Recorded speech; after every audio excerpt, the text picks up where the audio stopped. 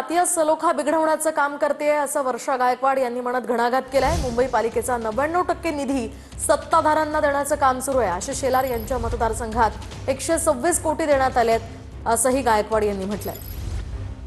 मागील काळामध्ये आणि आता या 27-30 वर्षांमध्ये आपल्या सगळ्यांना या गोष्टीचे लक्ष द्यावं लागेल की आज काय परिस्थिती आहे।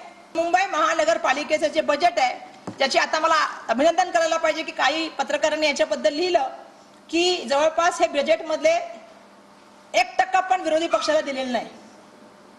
99% मुंबई महानगरपालिकेचे पैसे हे सत्ताधारी पक्षातल्या आमदारांना देण्याचं काम झालं। मुंबई उपनगराचे पालकमंत्री आशिष शेलारजी 126 कोटी रुपये जे आहेत ते फक्त स्वतःच्या मतदारसंघासाठी नेले।